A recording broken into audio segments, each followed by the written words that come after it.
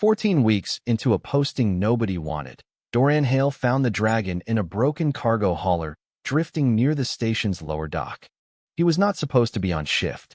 He had traded hours with a colleague named Bet because Betty's daughter was sick and the time zones between them made it cruel not to. That was the kind of man Doran was. Not a hero, not a legend. Just someone who noticed when a trade was fair and made it without thinking too hard. The hauler had no crew. The beacon it sent out was old, the kind used by independent alien traders who patched their systems with whatever they could afford. When Doran cracked the cargo bay, most of what was inside had already died. Plants from some distant warm planet, roots dried and brittle, bark gone colorless. There were sealed crates of something that rattled when touched. And in the far corner, behind a collapsed shelf, there was a nest made of chewed cloth and insulation foam, and inside it, something small and gold was breathing. He did not run. He crouched down instead. It was roughly the size of a large domestic cat, though it was built like nothing any Earth catalog would describe.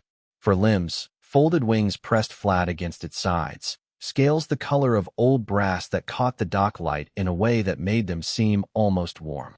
Its eyes were closed. One of its forelegs was bent at an angle that made Doran's chest hurt to look at. He called it in.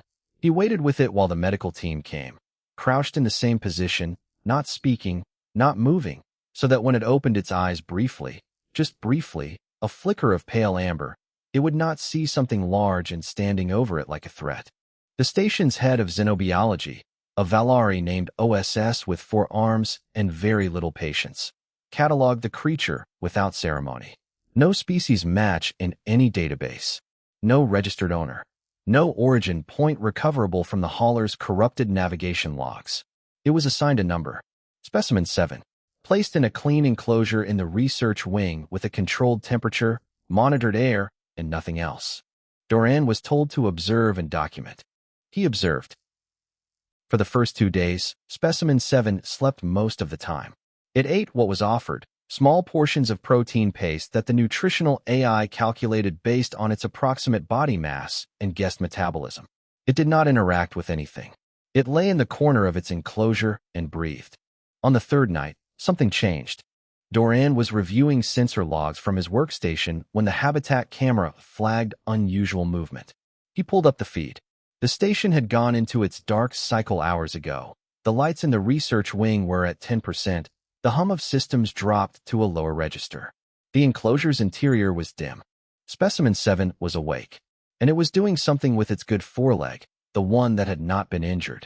It was dragging the claw slowly, deliberately, across the soft insulation lining the corner of the enclosure wall.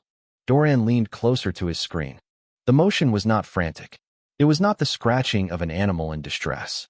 It was measured, careful.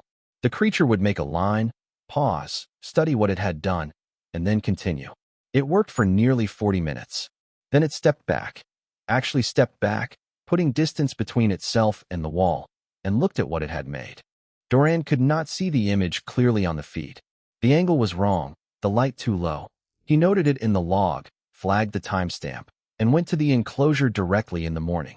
On the insulation, scratched in clean, deliberate lines, was a face. It was not animal. It was not instinct. Whatever creature made this had intention behind every mark. The curve of a forehead, the placement of 2 eyes, the rough shape of a nose and mouth. The proportions were slightly off, the way a drawing looks when made from memory rather than reference. But it was clearly a face that had been studied and recalled and set down with care. Doran photographed it. He logged it with a note that said, possibly mimicry, possibly higher cognitive function, further observation required. Then he stood there for a long moment, looking at the lines, and felt something he could not quite classify. Not unease. Something older than that. The dragon was watching him from its corner. Awake, quiet still. Its pale amber eyes tracked him without urgency. He looked at it. It looked at him. I'm not going to hurt you, he said, which was probably a pointless thing to say to a creature that did not understand human language. He said it anyway. He went back to his workstation and pulled up the footage again from the beginning. He watched all 40 minutes of it, twice.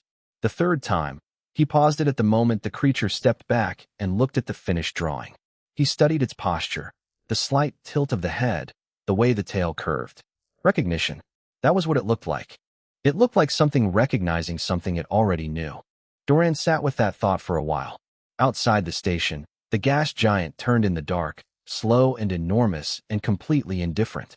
He noted the time in his personal log. He noted that he had not eaten dinner.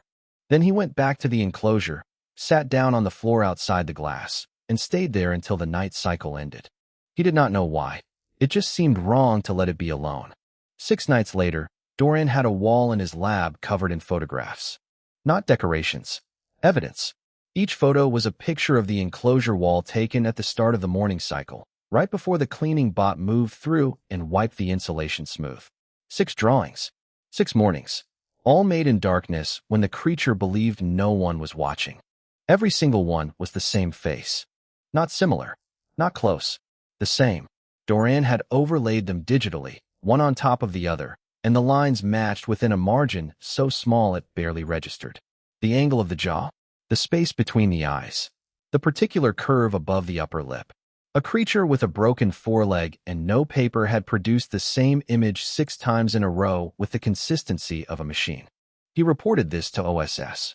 OSS reviewed the overlaid images for approximately 4 seconds. Pattern behavior, she said. Some species repeat territorial markings. Log it and move on. Dorian did not move on. He ran the face through every xenobiology database the station had access to. No match.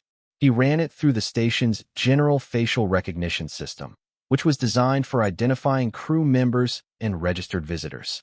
The system was not built for drawings. It kept returning errors. He refined the search, cleaned up the image, tried again. No match. He began watching the nightly footage in real time instead of reviewing it in the morning. He sat at his workstation with the camera feed open and watched the dragon wake in the dark, approach the clean wall the bot had prepared, and begin again. It never rushed. It always started in the same place, the left side of what would become the forehead, and worked outward from there. When it made a line it did not like, it smudged it with its palm and redrew it. 40 minutes, give or take, every night. On the 4th night of live watching, the dragon paused in the middle of drawing and turned toward the camera. It looked directly into the lens for 11 seconds. Dorian counted. Then it turned back and continued drawing. He told himself it had heard something. A sound in the ventilation. The shift of the station's gravity plating. Something mundane, inexplainable. He did not fully believe himself. On day 8, he brought a smooth polymer panel into the enclosure during the day cycle, along with a soft stylus. He set them down near the creature carefully, then stepped back. The dragon sniffed the panel. It touched the stylus with one claw. Then it ignored both completely. Dorian tried drawing a simple shape on the panel himself, a circle, a line, and slid it back toward the creature. The dragon glanced at it, looked away. Then, with the kind of clear and deliberate body language that needed no translation, it turned toward the insulation wall and drew 3 lines of the familiar face before looking back at Dorian, as if to say, I know what drawing is. I am not confused about what you brought me. He sat on the floor of the enclosure and laughed quietly. Not because it was funny, because he did not know what else to do. Later that afternoon, Commander Riva Osei stopped by the lab. She was a compact, unhurried woman who had run the station for 6 years without raising her voice once, which Dorian had always found more impressive than any rank. She looked at the photographs on his wall for a long moment. You've been sleeping in here, she said. Not in here. At my desk. That's not better. She studied the overlaid image. The 6 drawings merged into one.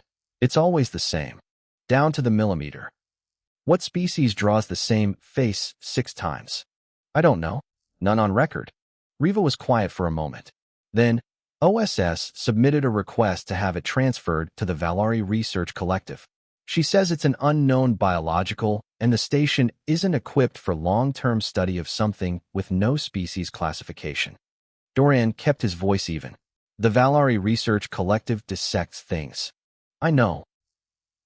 It's not dead tissue. It's not a biological curiosity.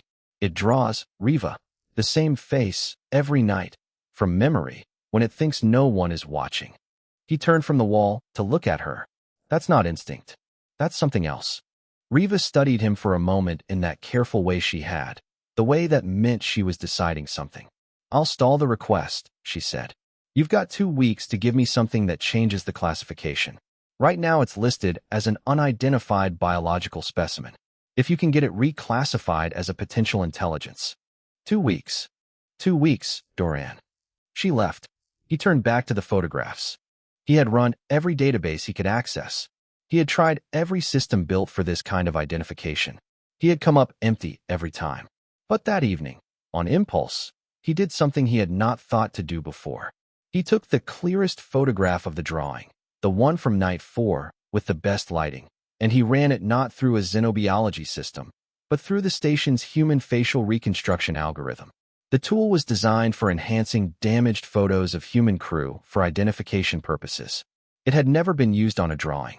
The system processed for a long time. It returned a result flagged with 17 confidence warnings and 2 error codes. Doran stared at the result. He sat down very slowly, the way a person sits when their legs have stopped working properly. The result on the screen was not a xenobiological pattern. It was not a territorial marking or an instinctual shape. Cleaned up, proportions corrected, rendered in the system's smooth reconstruction style. It was a human face. It was, with every qualifier the system had the decency to attach, recognizably, unmistakably, a human face. Doran sat in the dim lab with the gas giant glowing outside the viewport, and the dragon asleep in its enclosure and the image on his screen, and he did not move for a very long time. The face had a jaw he recognized, a brow he had seen in mirrors. He was looking at himself. He did not sleep that night, not for lack of trying. He lay in his bunk and stared at the ceiling and thought about the drawing in a way that kept looping back to the same impossible center. It was him. The reconstruction had 17 confidence warnings. It had 2 error codes. It was imprecise in the way all reconstructions from damaged sources are imprecise. But every correction the algorithm made pulled the face in the same direction. Toward human, toward male, toward a specific configuration of features that he passed every morning in the mirror above his sink. By the 4th hour, he stopped trying to sleep and went back to the lab. He ran the reconstruction again with different parameters. He stripped out the algorithm's smoothing pass and worked with the raw drawing. He ran it a 3rd time using only the leftmost half of the face, and a 4th time using only the right. Each result came back with the same conclusion, wearing different confidence scores. He sat back and looked at the wall of photographs.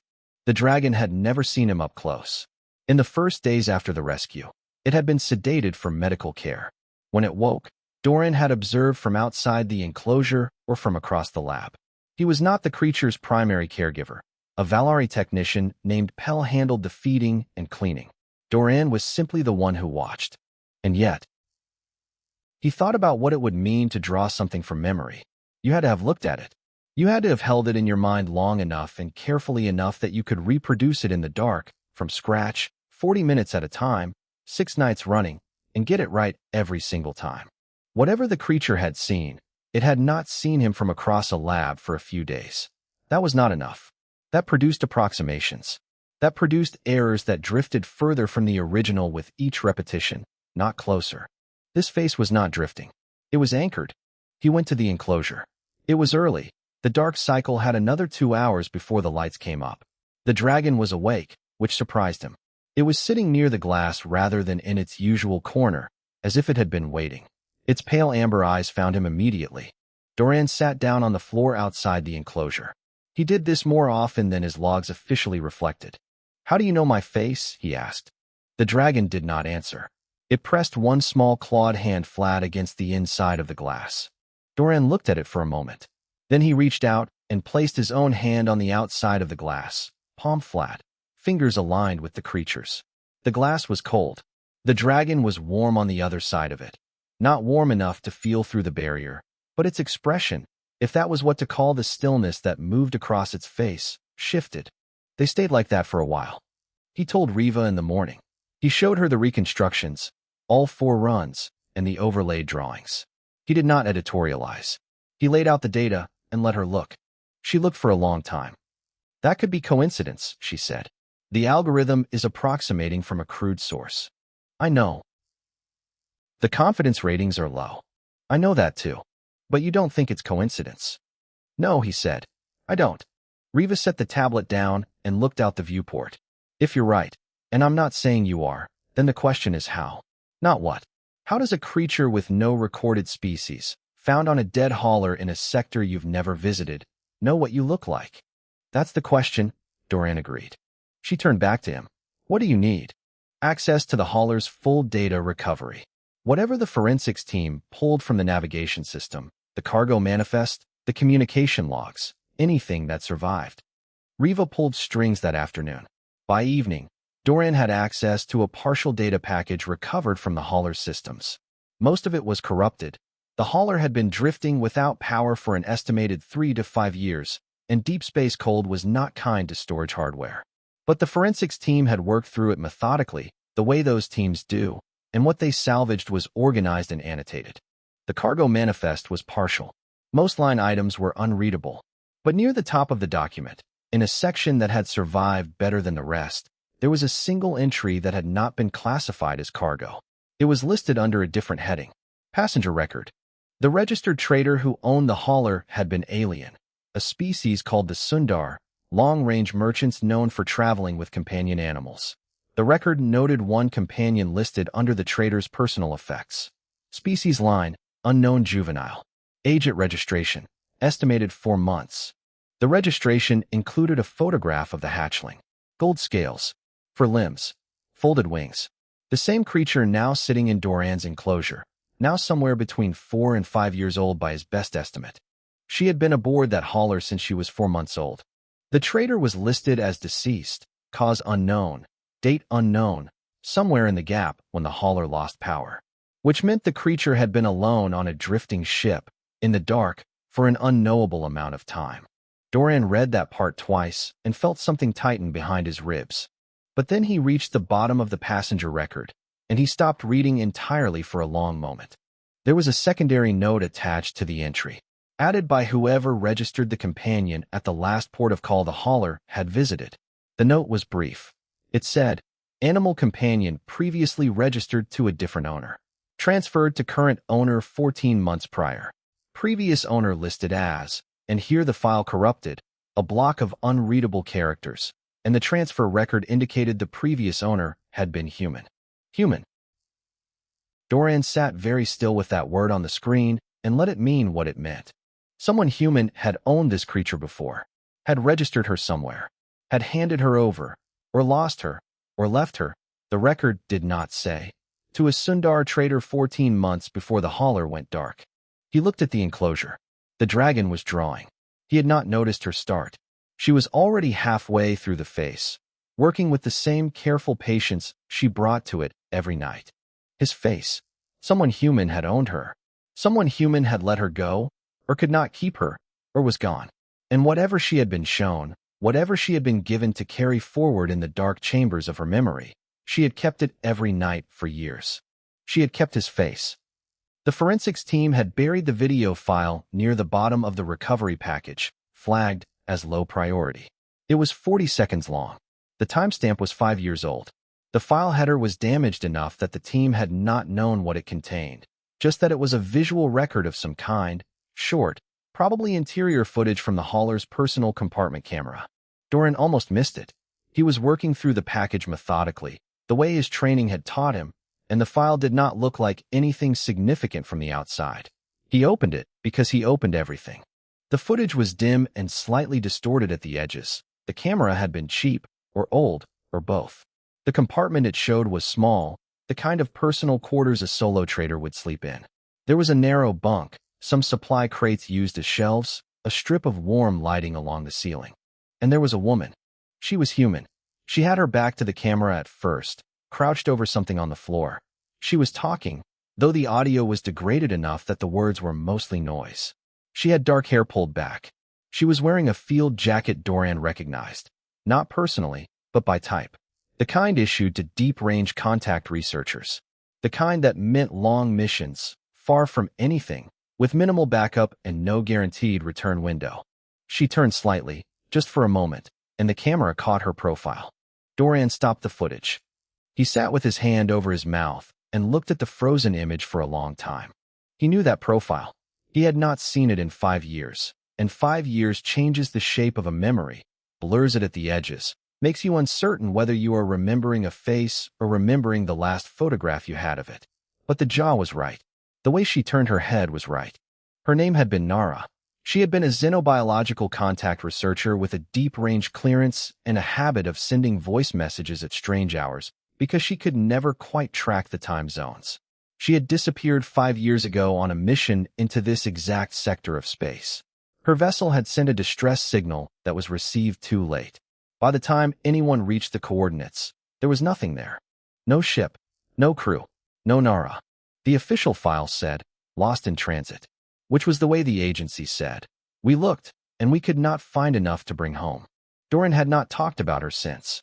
He had taken a posting on the quietest, most remote station he could find, and he had buried himself in work, and he had kept a single photograph in his jacket pocket that he had not looked at in 8 months because looking at it still did the thing to his chest that he could not describe and did not want to. He played the rest of the footage. She was crouched over the hatchling, a tiny thing, younger than the creature in the enclosure now, small enough to fit in 2 hands. She was holding something out to it. The camera angle was wrong. He could not see what she was showing it. She kept talking. The audio was almost entirely gone. But near the very end of the 40 seconds, just before the footage cut out, the audio cleared for 3 words. 3 words only, and then static. The 3 words were, "Remember this face." Doran closed the file. He sat in his lab with the station humming around him and the gas giant outside, and those 3 words sitting in the middle of his chest like something solid and heavy and warm all at once. She had shown the hatchling his face. She had told it to remember. And then something had happened. The ship, the distress signal, the silence, and the hatchling had been passed to a Sundar trader, and the trader had traveled for years, and the ship had drifted and gone dark, and through all of it, through the darkness and the cold and the years of being alone, the dragon had done exactly what it was told. She had remembered. Every night, the same face, his face, not because she knew him, because someone who loved him had loved her enough to make sure she would find him if the worst happened. He went to Riva. He showed her the footage and the transfer record and explained the connection as plainly as he could. He kept his voice steady. He was a scientist. He had data. He presented the data. When he finished, Riva was quiet for a moment. She was looking at the frozen frame, Nara's profile in the dim hauler light. "I'm sorry," Riva said, which was not something she said lightly, and she said it like she meant it. "The creature needs a proper classification," Doran said. "If we can establish that she was placed with intention by a human researcher as part of a documented contact mission, she's not an unidentified biological anymore. She's a mission asset. She has a record. She has a purpose. That classification doesn't officially exist," Riva said carefully. "Then we build it.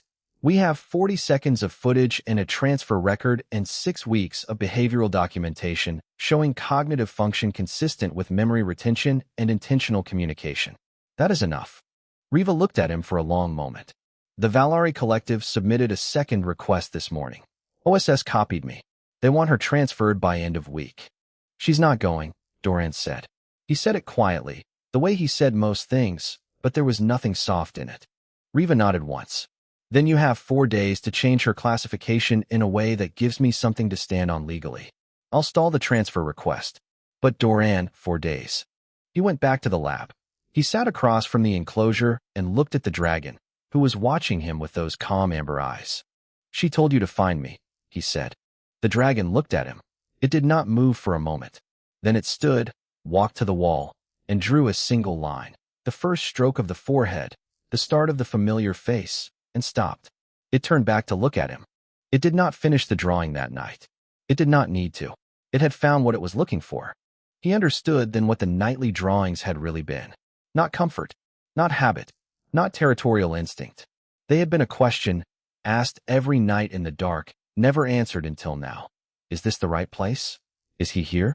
And finally, after 5 years and a dead hauler and an impossible chain of small chances, the answer was yes.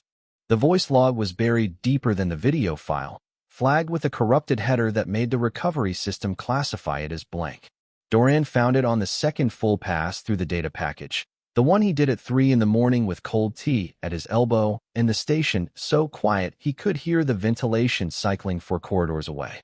He almost skipped it. The header said, "Audio file, content unrecoverable." He opened it anyway. It was not fully unrecoverable. The forensic system had not tried hard enough because it had no reason to. Dorian wrote a small custom script, nothing elegant, just a brute force signal recovery pass that the system's automated tools would not run on a file flagged as empty, and fed it through twice. What came back was mostly noise. Long stretches of static, occasional tones that might have been interference or might have been the ship talking to itself in the dark. But there were words in it. Fragmented, uneven, some syllables missing entirely, like a sentence read aloud by someone standing in a doorway who keeps stepping in and out of range. He pieced together what he could over the next 2 hours. He wrote down the fragments as they came, filling in nothing, leaving gaps where the audio failed, not guessing at what the silence might have held. What he had at the end was this. Been 3 days now, and the not responding signal went out, but I don't. If anyone received. Okay. I wanna, one more thing before. Long static break. Been showing her the photograph every day since she knows it now, she always stops and looks at him. Static. If you're listening to this, which means I'm not coming, I need you to understand that she's not just, she's been, something in her that I can't put in a report. She remembers things the way we do the way. Static. I registered her under a Sundar trader's name because it was the only way to keep her safe when I couldn't. Long static break. Dorian. Static. She knows your face. Told her to find you. Static. Please take care of. End of file. He sat in the silence that came after and did not move. She had known. She had known she might not make it back, and she had planned for it with the same careful precision she brought to everything. Not dramatically, not with ceremony, just practically. She had found a way to keep the creature safe. She had given it a map, his face on a photograph, shown over and over until it was memorized, until it was the thing the dragon reached for in the dark the way a person reaches for something familiar when they are frightened and alone. Dorian put his hand flat on the desk and breathed. He had 4 days to change the dragon's classification. He had a video file, a transfer record, a voice log with fragments of Nara's voice telling the creature to find him, and 6 weeks of behavioral documentation. He spent the next 36 hours writing the reclassification submission.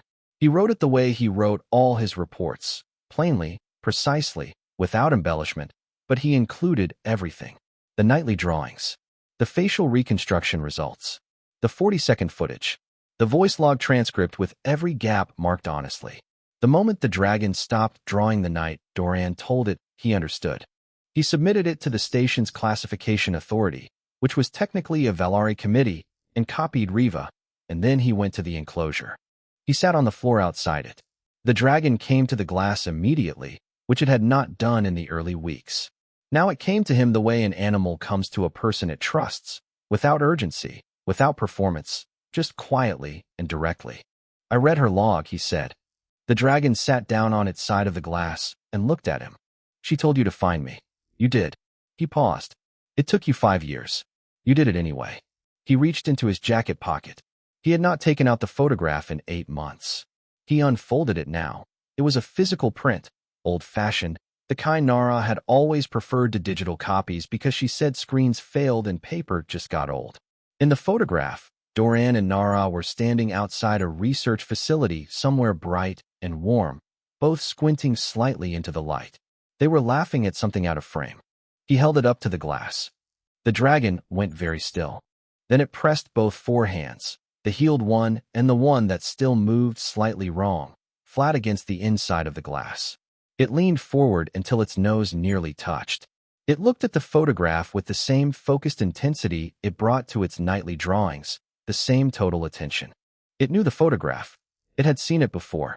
He could see that. The way recognition is different from interest, the way a face changes when it finds something it has been looking for. Dorian lowered the photo. He was not going to cry in the lab. He had a policy about this that he was fully intending to maintain. Her name was Nara, he said. She was the best field researcher I knew. She was also very bad at sleeping, and she sent voice messages at 4 in the morning because she always forgot what time it was where I was. He stopped. Tried again. She sent you to me. That was very like her. She always had a plan. The dragon watched him steadily. That evening, Riva came to find him. She was holding a tablet, which meant either good news or the kind of bad news that required documentation. The Valari committee reviewed your submission, she said. Already. OSS pushed it through fast. She wanted it rejected quickly so the transfer could proceed. Riva paused. It wasn't rejected. Dorian looked at her. Your behavioral documentation was strong enough that 2 of the 5 committee members voted to escalate the classification question to the Galactic Compact's Emerging Intelligence Review Board. That means the transfer is automatically suspended pending a formal ruling. She set the tablet down on his workstation. She's not going anywhere. Not yet. How long does a formal ruling take? Months. Possibly longer. Dorian looked at the enclosure. The dragon had settled into her corner and was watching both of them with calm, even attention. That's enough time, he said.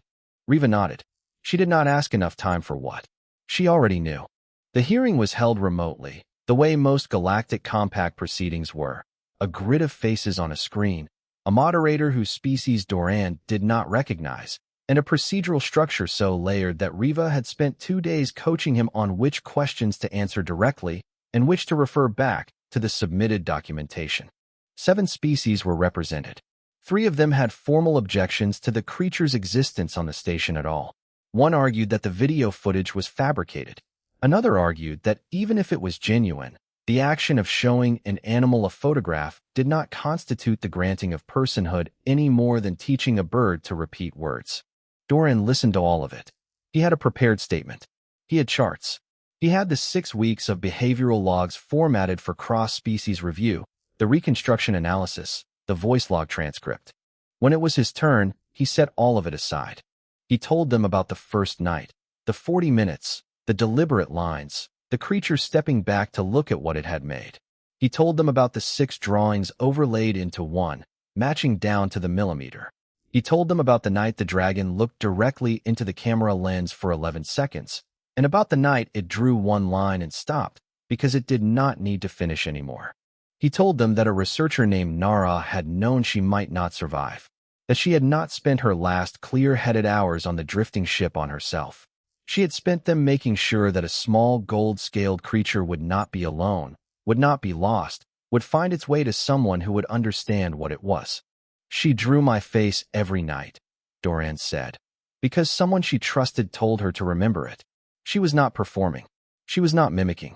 She was not demonstrating a learned behavior for an audience. She was doing it in the dark, alone, when she believed no one was watching. 4 or 5 years on a dead ship, and then on a station where she was classified as a specimen and scheduled for dissection. She kept that face in her memory and put it on the wall every night. He paused. That is not instinct. Instinct does not wait. Instinct does not keep a promise. The moderator called for a recess. Dorian went to the small side room that Riva had designated for him and sat on the floor against the wall because the chairs were too stiff and he was very tired. Riva brought him tea and did not say anything, which was exactly the right thing. The recess lasted 4 hours. The ruling, when it came, was not unanimous. Nothing at the compact level ever was. But it was a majority, 4 votes to 3, and what it said was this. The creature designated specimen 7 displayed behavioral and cognitive markers consistent with intentional communication, long-term memory retention, and goal-directed behavior across an extended time frame. These markers, in combination with documented human-registered ownership and a verifiable record of intentional placement by a deceased human researcher, were sufficient to trigger review under the Compact's Emerging Intelligence Protection Clause, which had existed for 60 years and had never before been successfully invoked. Effective immediately, she was no longer Specimen 7. She was a protected emerging intelligence, pending full species review, and Dorian was named as her registered guardian until that review was complete. He went back to the lab. He went to the enclosure. He looked at her for a long moment. This small gold creature who had carried a face across 5 years and 2 ships and the cold dark between stars, and he opened the enclosure door. He had not done this before. It was technically against protocol. He did it anyway. She walked out. She crossed the floor at her own pace, unhurried, with the slightly uneven gait that the badly healed foreleg gave her. She came to him and sat down at his feet and looked up at him. He sat down on the floor so that they were at the same level. She put her head against his arm. He stayed there for a long time. He named her that evening. He wrote it in his log not as a classification or a designation, but as a name, the way a name is supposed to be. chosen for someone, given to someone, meaning something only in the context of who offered it and who received it. The name came from something Nara used to say, a word from a language she had picked up on her first long-range mission, which she had liked because it meant both the light that comes before the sun and the thing that is found when you were not looking for it. The two meanings lived in the same word in that language, which Nara had said was the most honest thing she had ever found in a dictionary. He gave that word to the dragon. The wall in the research wing was wiped clean the morning after the ruling. The cleaning bot ran its cycle, and the insulation was smooth and unmarked for the first time in weeks. Dorian watched it on the camera feed from his workstation while she slept curled beside his chair, which she had decided was where she slept now, and which he had decided not to argue with. She did not draw the face again. Not that night, not the night after, not in the weeks that followed. She had other things to do. The station was large, and she was interested in all of it. The viewport and the equipment and the humans who worked there, Riva and Bet, and the others who had formed their quiet wall around her without being asked. She watched everything with the same total attention she had once given to a photograph, learning the station the way she had once learned a face. Dorian wrote in his personal log, not the official one. She crossed the dark to find me. I think I crossed it too, without knowing. Some distances are not measured in space. He closed the log. Outside the viewport, the gas giant turned in its long, slow orbit, and the stars did what stars do. Burned steadily and very far away, indifferent to everything below them except that they kept lighting the way. She lifted her head from beside his chair and looked at the window. He looked too. He started talking about the mission logs he was reviewing, about the Compact's new emerging intelligence protocols that his testimony had apparently broken open for a dozen pending cases, about nothing much. She listened in the way she listened to everything, with complete and steady attention, as if every word was worth keeping. He had been talked at by plenty of people in his career. He had never before felt entirely heard. Outside, the stars kept burning. Inside, in a small lab on a quiet station at the edge of a system nobody had visited before 2 years ago, a man and a dragon sat together in the light, and what had been lost was not recovered.